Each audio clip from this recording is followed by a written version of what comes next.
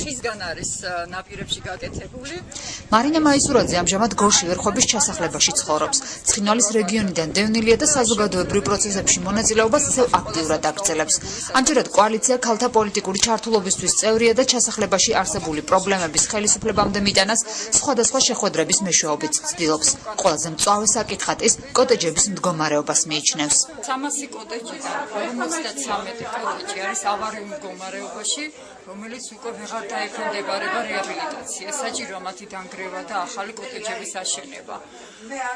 მე ვფიქრობ, რომ სასწრაფოდ უნდა მოხდეს დანარჩენი კოტეჯების საძირკვლის დამაგრება და სარეაბილიტაციო საქმეები, რომ შევინარჩუნოთ ეს კოტეჯები, სახურავიდან წყალი ჩამოდის.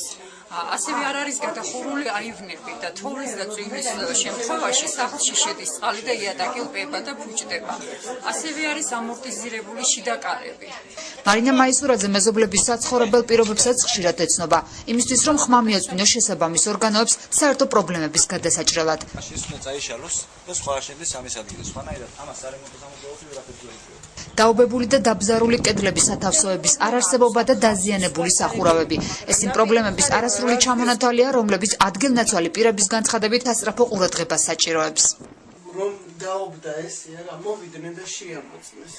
ვერაფერიც ვერ გაუგეს. ვინ იყვნენ მოსულები? თვითონ პრარაბები რომ შემოვედით კონდე ერთი წელი რაც გაფუჭდებოდა რომ გეეკეთებინათ, მაგრამ რომ მოვიდნენ და ნახეს აი ესეთი სულ თვითონ აყარეს. სარტყელი თავზე უნდა ხდეს დაბლა ახსენდება, მაგრამ დაბლა უნდა იყოს პადუშკა. და ის პადუშკა არ უდევს ზის პრიამონ მიწაზე, ნაღარ მიწაზე. ნაღარ მიწამ დაიწია გადასკდა საძირკველი. აი ეს აი მიწიძვრაც არ უნდა რა. პატარა ზედმეტი აი ქარზე შეიძლება ისე დაიშალოს კედელი და შეიმოყვეს ადამიანი რომ ვერც გაიგო. ცხოვრება არ შეიძლება. პადულებში გენაცვალე წყალი ვიდგება. დახეთქილებია თელი კედლები. ხო, ვიდებიან აი დღეს აი სხვა ტოლიბლებს არა, გათბობაც გაუკეთეს, სამჯერ რემონტი გაუკეთეს. აქ პატრონი არავინ არ ყავს შენ. გამოსავალი ერთი არის, რომ ალბათ დათბობდეს გარედან. გარედან უნდა კედელი უნდა გასკილდეს რაღაც. არის საშუალებები გარედან გაიკვრება.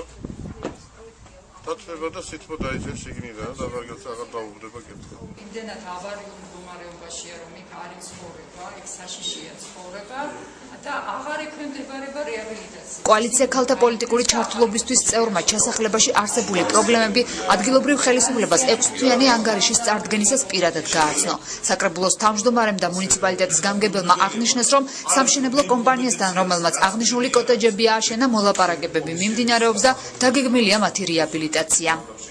შიგან მაქსიმალურად ამდენად დევნილები ასევე ჩვენი მოქალაქეები არიან, ჩვენი მუნიციპალიტეტის მაცხოვრებლები არიან, ჩვენად მოვა მაქსიმალურად ვზრუნავთ ამაზე, თუმცა იცით რომ ჩვენი შედარებით ძლიერი ბიუჯეტი არ გვაძლევს იმის საშუალებას, რომ ჩვენ გავაკეთოთ სახლები, თუმცა სენკომ ყველა ინსტანციის იმაში ვაყენებთ აი საკითხებს. ეს საკითხები რეგულირდება შესაბამისი სამსახური ჩვენი ინფრასტრუქტურისა, ამ საკითხს არეგულირებს.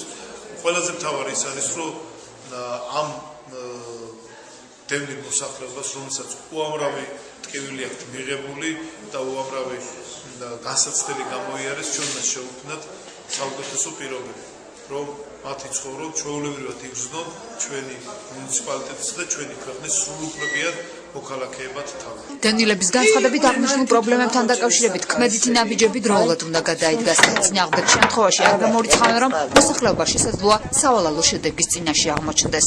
ქალთა საინფორმაციო ცენტრის პროექტი გენდერული სამართლიანობის ხელშეწყობა ქალთა პოლიტიკური თანამონაწილეობის გაძლიერების გზით მხარდაჭერილია დიდი ბრიტანეთის ორგანიზაცია ოქსფამის საქართველოს წარმომადგენლობის მიერ.